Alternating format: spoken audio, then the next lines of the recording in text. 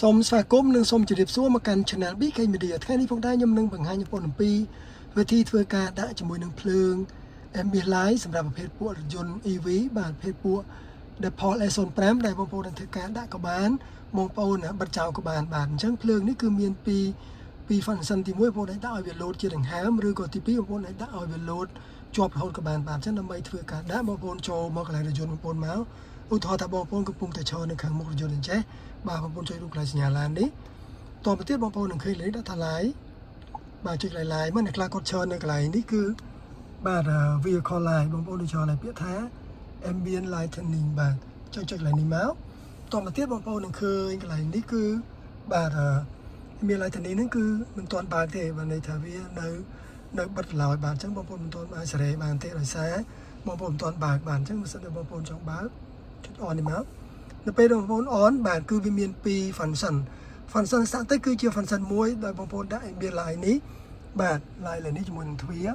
គឺបានន័យថាវាភ្លឺជាប់បាទភ្លឺជាប់បើសិនជាបងប្អូនដូរមកមុខងារកន្លែង brain នេះបានន័យថាធ្វើឲ្យវា load ឡើងចុះដូចជាដង្ហើមមនុស្សចឹងបាទភ្លើងនេះបាទ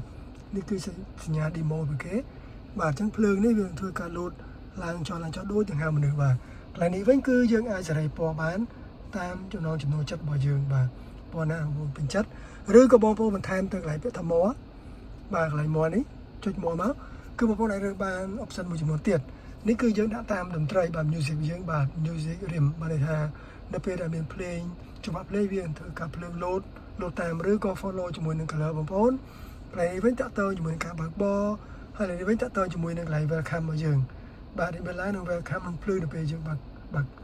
ទ្វារនោះបាទអញ្ចឹងខ្ញុំសូមចេញទៅវិញ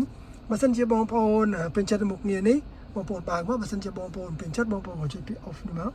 នៅពេល off វាគឺការបិទបាទអញ្ចឹងមុខងារនេះនៅសេរីបាទយើងបិទវាចោលបាទខ្ញុំសូមចេញមកក្រៅវិញអញ្ចឹងការបង្ហាញរបស់ខ្ញុំគឺមានតែប៉ុណ្ណឹងអំពីវិធីធ្វើការបាទដកឬក៏ដាក់ជាមួយនឹងមុខងារ ambient light នៅលើរថយន្តប្រភេទពួក Default S05 បើមានចំណុចណាលោកខ្វះខាតសូមខន្តីអភ័យទោស Channel BK Media ផងសូមជួយ Subscribe Channel BK Media ផងដើម្បីបានទទួលវីដេអូថ្មីៗបន្តទៀតសម្រាប់បងប្អូនណាដែលក៏មិនទាន់បានជួយ Subscribe នោះបាទសូមជួយ Share វីដេអូនេះបន្តផងដើម្បីចែកចាយចំណេះអំពីអ្នកដែលគាត់ជារថយន្ត Default S05 ឲ្យគាត់ចេះមើលប្រើមុខងារនេះផងបាទជាចុងក្រោយសូមជម្រាបលាបងប្អូន